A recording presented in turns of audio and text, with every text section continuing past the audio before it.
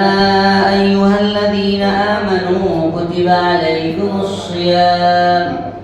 كما كتب على الذين من قبلكم لعلكم تتقون أياما معدودات فمن كان منكم مريضا أو على سفر فعدة من أيام أخر وعلى الذين يطيقونه فدية طعام مسكين فمن تطوع خيرا فهو خير له وأن تصوموا خير لكم إن كنتم تعلمون شهر رمضان الذي أنزل فيه القرآن هدى للناس وبينات من الهدى والفرقان فمن شهد منكم الشهر فليصم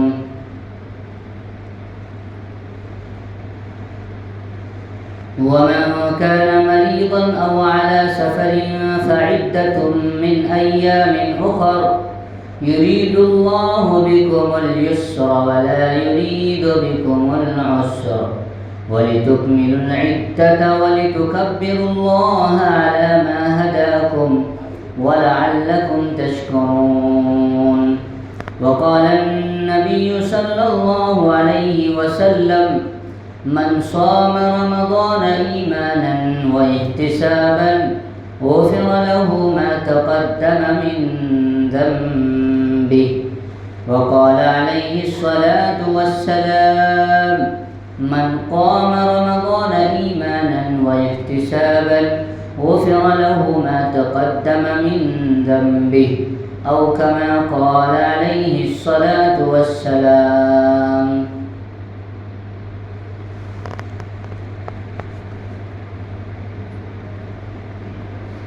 میرے محترم بزرگوں اور دوستوں،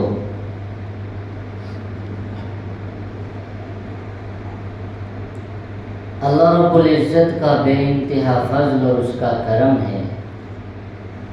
کہ اللہ رب العزت نے ہم سب کو دین کی دولت سے مالا مال فرمایا۔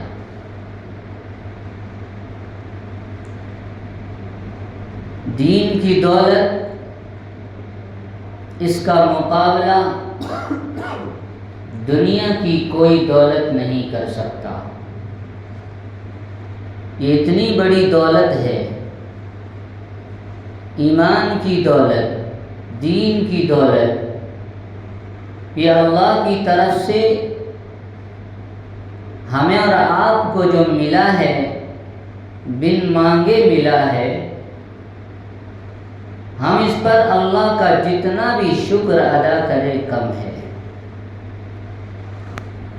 میرے بھائیو، اللہ نے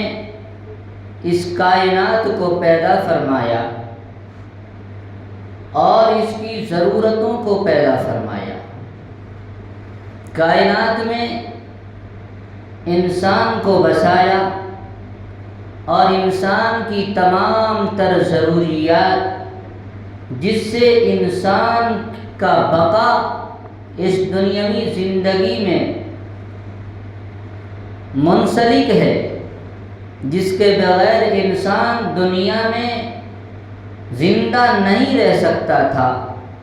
ان تمام انسانی ضرورتوں کو بھی اللہ تعالیٰ نے اس دنیا میں پیدا فرما دیا۔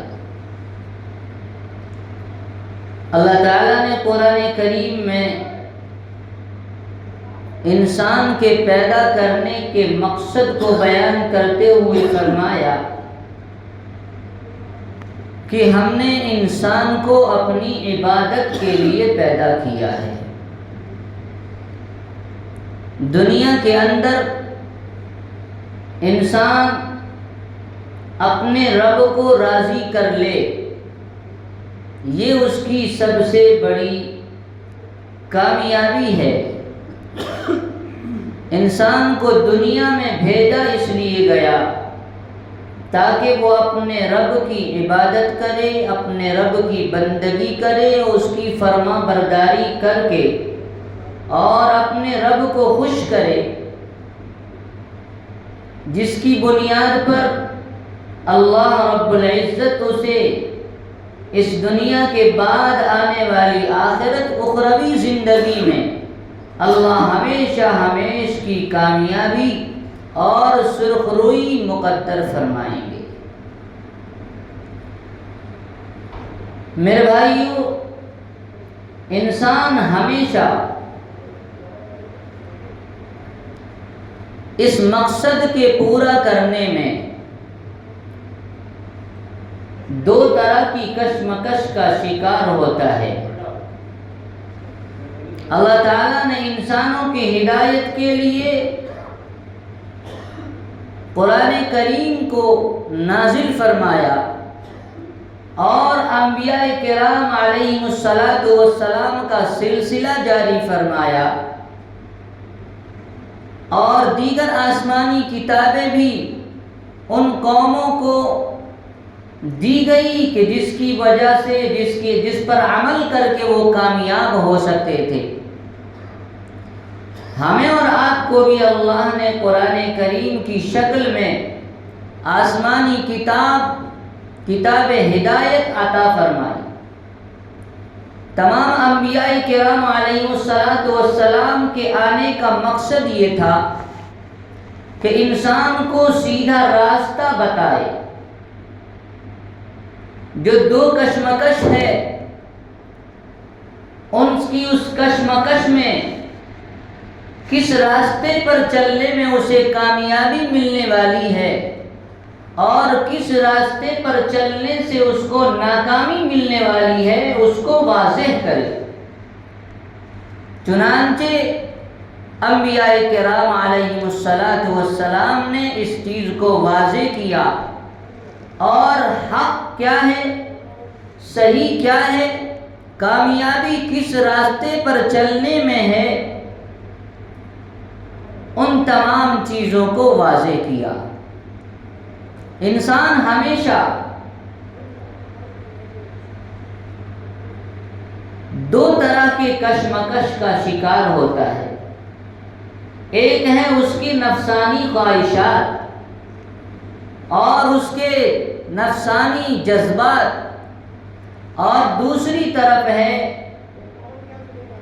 اللہ کا حکم کہہ لیجئے یا سنت کہہ لیجئے، کیونکہ ہمارے اور آپ کے آقا جناب محمد رسول اللہ صلی اللہ علیہ وسلم کو عملی نمونہ بنا کر ہمیں پیش کیا گیا اور اعلان کیا، لقد کان لکم فی رسول اللہ اسوۃ حسنہ، کہ رسول اللہ صلی اللہ علیہ وسلم کی زندگی مبارک میں تمہارے لیے کامیابی ہے، تمہارے لیے سرخروئی ہے۔ اگر تم رسول کے راستے پر چلو گے تو کامیابی حاصل کر لو گے۔ لہذا انسان کے سامنے دو باتیں ہوتی ہیں، ایک یہ کہ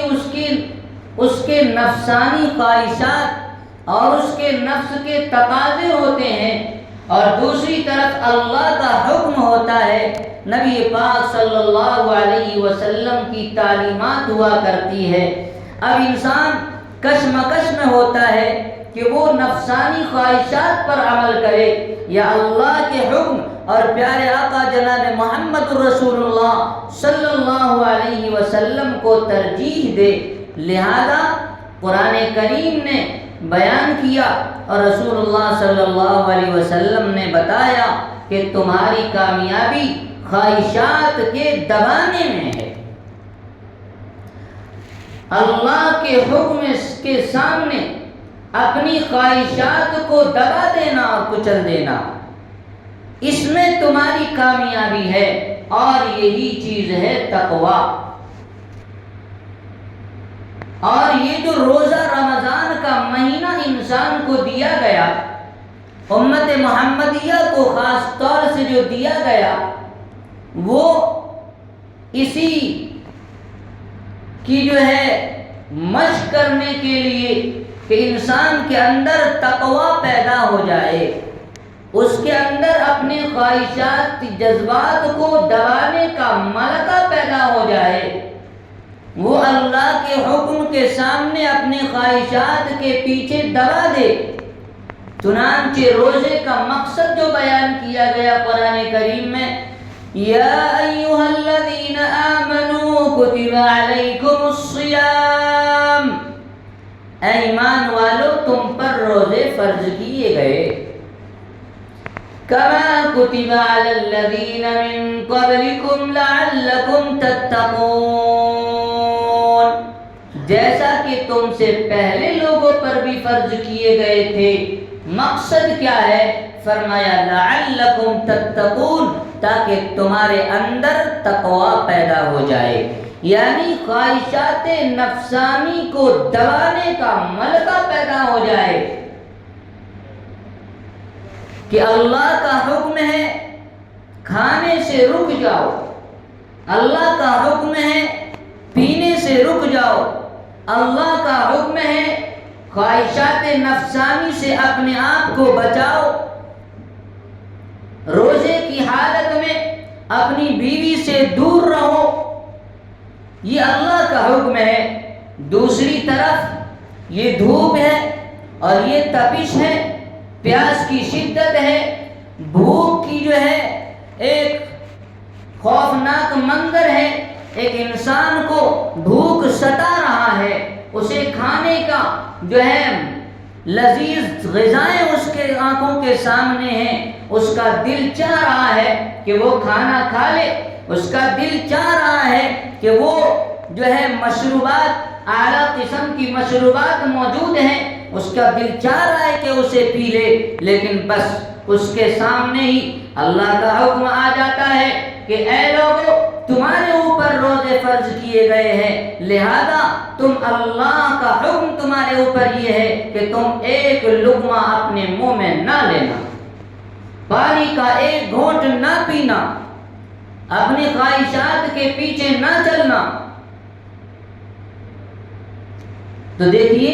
ایک طرف اللہ کا حکم ہے،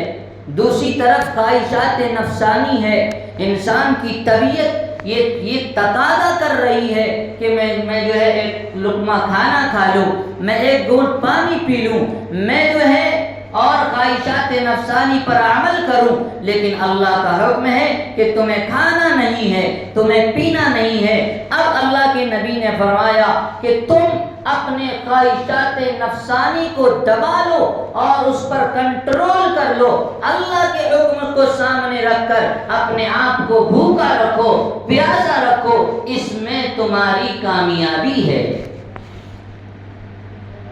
تو روزے کا مقصد تقوی ہے۔ ہمارے سامنے رمضان کے مہینے میں اعلیٰ قسم کے کھانے، مرغ مسلح، اس کی خوشبوئیں ہمارے سامنے آئے گی، ہم خوشبو سونگھ کر کہیں جو ہے ہم اس کے دلدادہ نہ بن جائیں،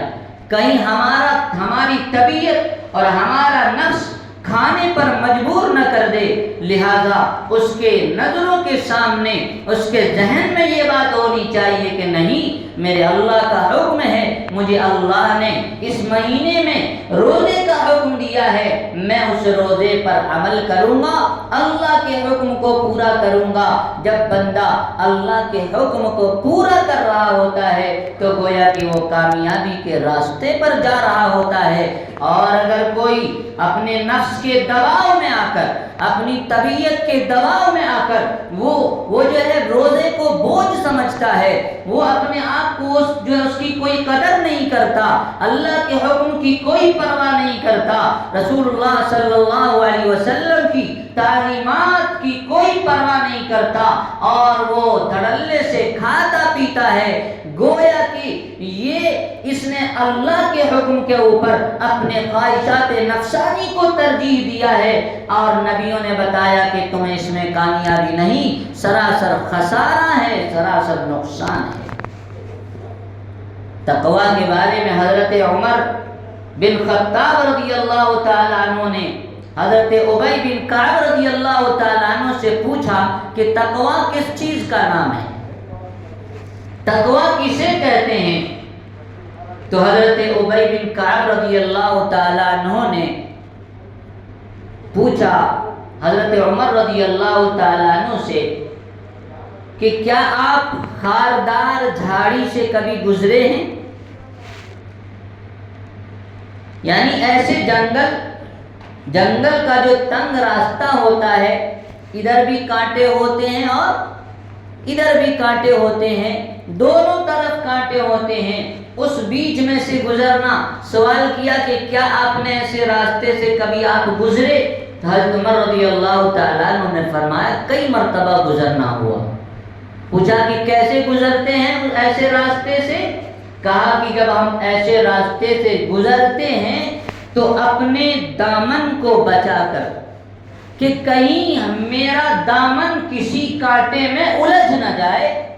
اور الجھ کر میرا دامن پھٹ نہ جائے، لہذا میں بچا کر اس راستے سے گزرتا ہوں۔ کہا کہ یہی تقویٰ ہے۔ اس دنیاوی ماحول میں، اس پراگندہ ماحول میں، جہاں پر جو ہے ایک گناہ کا سیلاب ہے، ایک جو ہے اللہ تعالیٰ کی نافرمانی کا سیلاب ہے، ہر طرف فتنے ہی فتنے نظر آ رہے ہیں، ہر طرف معصیت نظر آ رہی ہے، راستے اور چوراہے پر گزرتے ہوئے راستے میں بازو میں ہی شراب کی دکانیں موجود ہے، بازو میں ہی مر و مسلح اور جو ہے دیگر اشیاء کھانے پینے کی چیزیں موجود ہیں، اور بہترین اعلیٰ قسم کے جو ہے مشروبات ہیں۔ انسان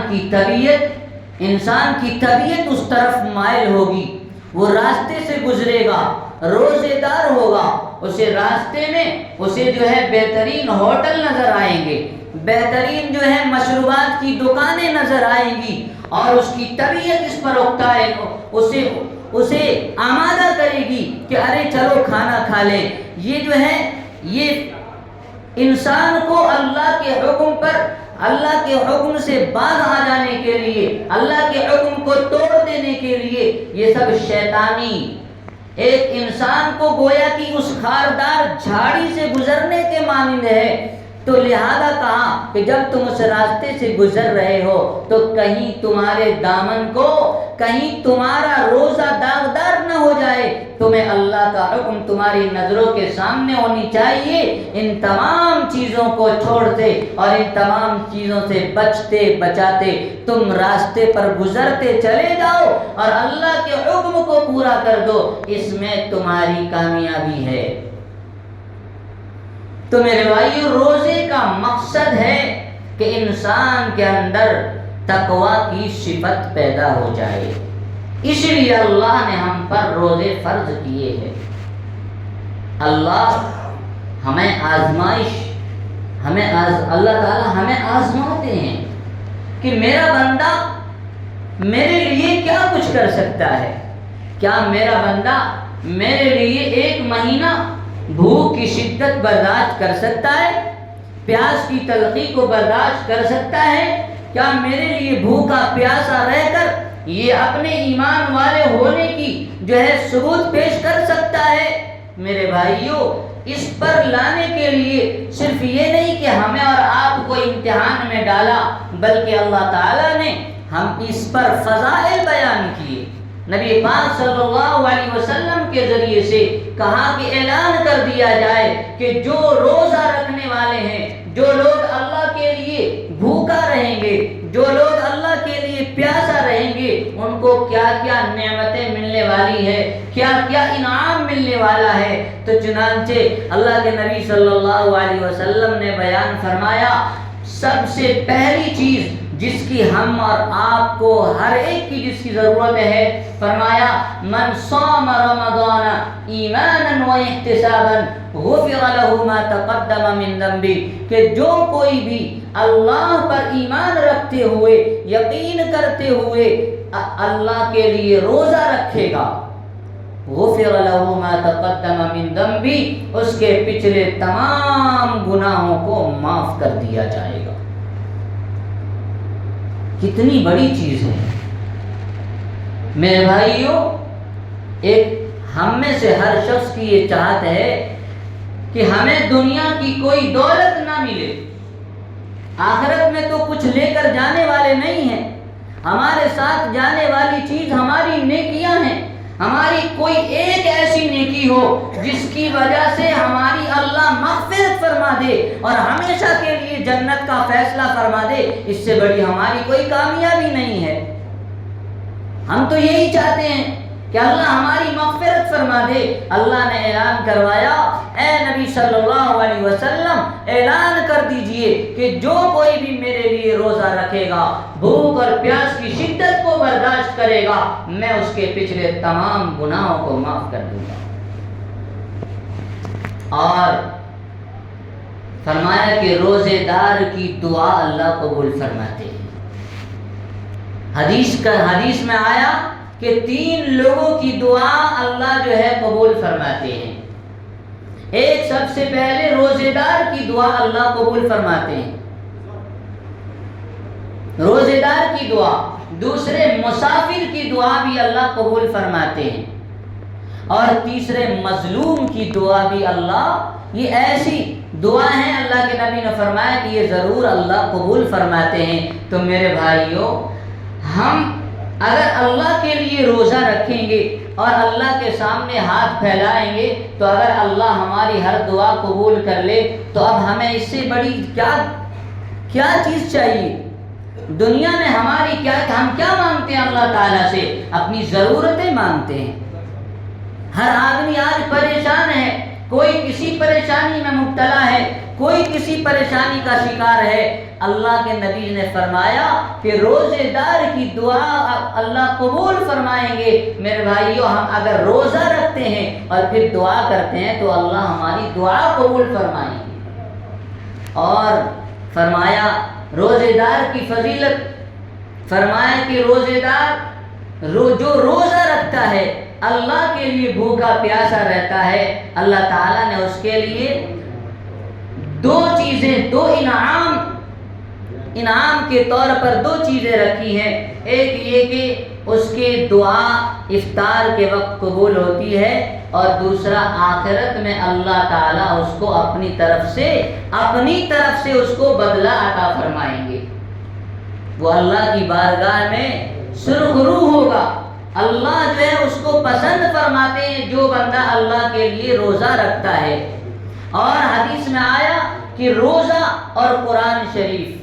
جو قرآن کریم ہے، اللہ نے جو راہ ہدایت بنا کر ہمیں دیا ہے، یہ قرآن کریم اور یہ روزہ کل قیامت کے دن سفارشی بن کر اللہ کی بارگاہ میں سفارش کریں گے کہ اے بار الہ، انہوں نے میری خاطر صبح سے لے کر شام تک بھوکا اور پیاسا رہا، اس نے ایک لقمہ نہیں کھایا، ان کے سامنے طرح طرح کی غذائیں موجود تھی، یہ کھا سکتے تھے، لیکن اے اللہ صرف آپ کے لیے انہوں نے روزہ رکھا، لہذا میں آپ کے سامنے اس کی سفارش کرتا ہوں، اس کی سفارش قبول فرمائے. حدیث میں آتا ہے کہ اللہ تعالیٰ اس کی سفارش کو قبول فرمائیں گے، روزے کی سفارش کو قبول فرمائیں گے.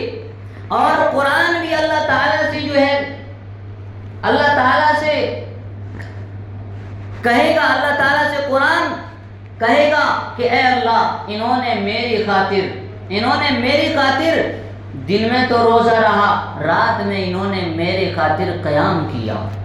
میرے خاطر کھڑے ہو کر انہوں نے قرآن کی تلاوت کی، نماز میں انہوں نے قرآن پڑھے، تراویح میں انہوں نے میرے لیے جاگا. اور میرے بھائیوں، یہ تراویح بھی تقویٰ کی ایک بہت بڑی، تراویح بھی ہمیں ایک بہت بڑی شکل نظر آتی ہے تقویٰ کی، کہ اس کے اندر بھی تقویٰ نظر آتا ہے کہ ایک تراویح پڑھنے والا گویا کہ وہ تقویٰ کی صفت اپنے اندر پیدا کر رہا ہے اور حاصل کر رہا ہے. وہ کس طرح؟ اس طرح کہ دن بھر وہ بھوکا رہا، دن بھر پیاسا رہا، اور نہ جانے ان کی کیا کیا کام تھے، انہوں نے اپنا کام کیا، اور شام کے وقت کھایا پیا. اب اس کی طبیعت بوجھل ہو رہی ہے، اس کے اندر سستی زیادہ آتی ہے، کھانے پینے کے بعد اب اس کی طبیعت آرام چاہ رہا ہوتا ہے، لیکن اس آرام کو چھوڑ کر،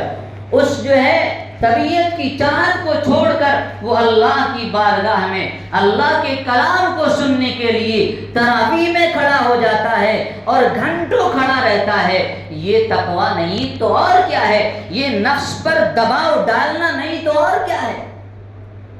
گویا کہ اس کی طبیعت تو چاہ رہی ہے کہ وہ آرام کرے، لیکن بھوکا رہنے کے باوجود، پیاسا رہنے کے باوجود، کھانے پینے کے بعد طبیعت بوجھل ہونے کے باوجود وہ پھر سے تراویح کے لیے، اللہ کے کلام کو سننے کے لیے اور قیام کے لیے، کھڑا ہونے کے لیے تیار ہو جاتا ہے۔ یہ گویا کہ اللہ کے حکم پر عمل ہے اور خواہشات نفسانی کو دبانا ہے، یہی تو تقویٰ ہے۔ اللہ تو چاہتے یہی ہیں کہ تمہارے اندر تقویٰ پیدا ہو جائے، تمہارے اندر ایسی صفت پیدا ہو جائے کہ جب بھی تمہارے سامنے اللہ کا حکم ہو اور دوسری طرف تمہاری طبیعت اور خواہشات ہوں، تم اپنی طبیعت اور خواہشات کو دبا کر اللہ کے حکموں پر چلنے والے بن جاؤ، تم کامیاب ہو جاؤ۔ اور کیا فضیلت بیان کی روزے دار کی، کہا کہ روزے دار کے منہ کی بو، روزے دار جب انسان روزہ رکھتا ہے، بھوکا پیاسا رہتا ہے، تو معدے سے ایک قسم کی بو نکلتی ہے۔ میرے بھائیو، اللہ تعالیٰ کے نبی صلی اللہ علیہ وسلم نے فرمایا کہ اللہ تعالیٰ کو اس روزے دار سے اتنی محبت ہوتی ہے کہ اس روزے دار کے منہ سے نکلنے والی بو اس کی جو ہے اللہ کے نزدیک مشک سے زیادہ پسندیدہ ہے، اللہ کو پسندیدہ ہے۔ روزے دار کے منہ کی بو اللہ تعالیٰ کو مشک سے زیادہ پسندیدہ ہے۔ کتنی بڑی فضیلت اللہ کے نبی نے بیان کی۔ میرے بھائیو، اللہ کو ہمیں کیا ضرورت ہے؟ ہماری کسی عبادت کی ضرورت نہیں ہے، لیکن اللہ نے ہم پر ہمیں ایک محبت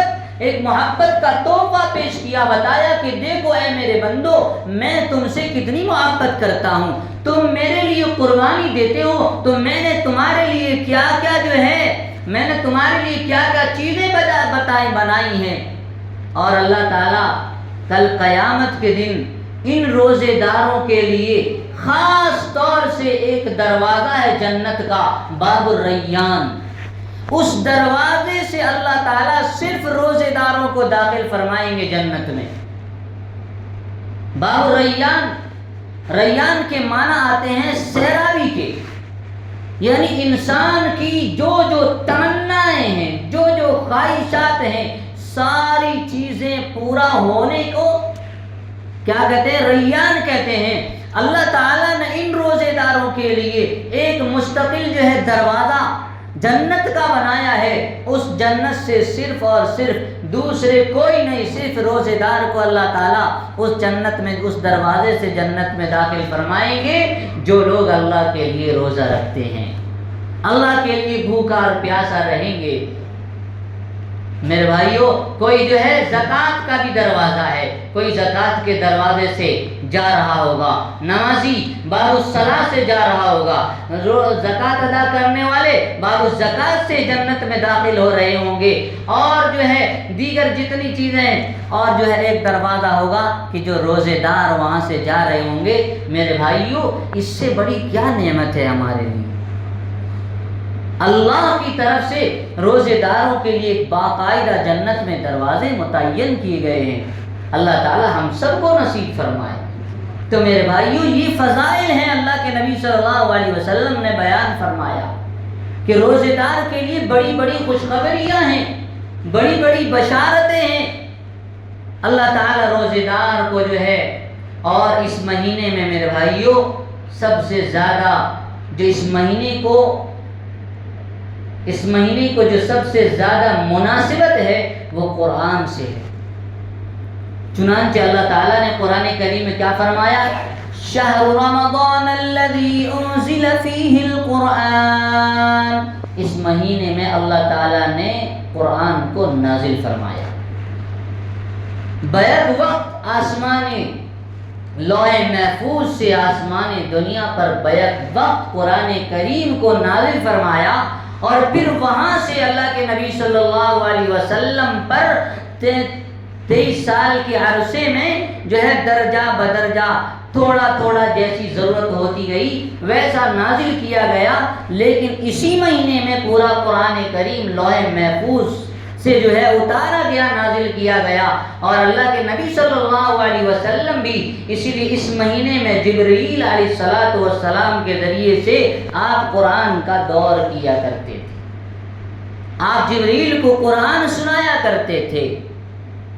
تو قرآن سے بھی اس مہینے میں بڑا گہرا تعلق ہے، مناسبت ہے، لہذا ہمیں اللہ نے موقع دیا ہے یہ آنے والا یہ رمضان کا مہینہ کہ جس کے اندر ہم روزہ رکھیں، روزے کا اہتمام کریں،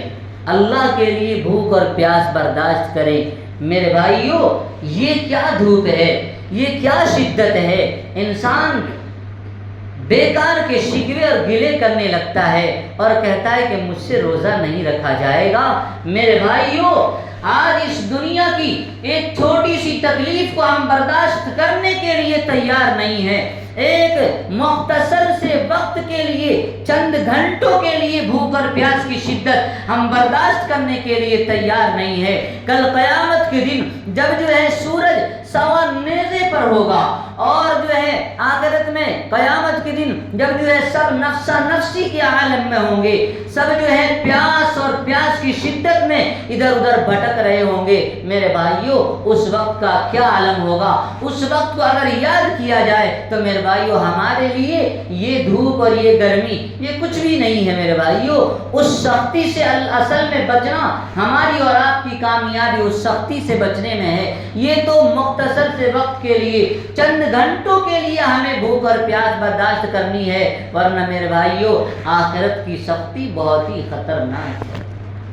ہمیں اس سے اگر بچنا ہے تو ہمیں اس دنیا میں جو اللہ نے ہمیں موقع دیا ہے، جو ہمیں سامان دیا ہے ان سے بچنے کا، ہم اس کو استعمال کریں اور اس کے ذریعے سے اپنی کامیابی اللہ کے حضور درج کرائیں۔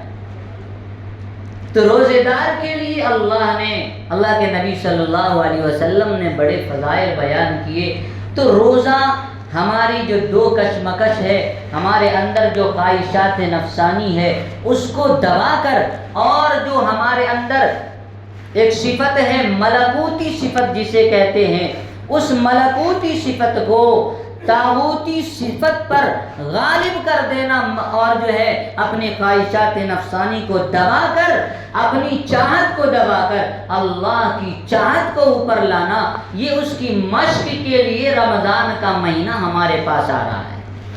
ہم ایک مہینہ جب اللہ کے لیے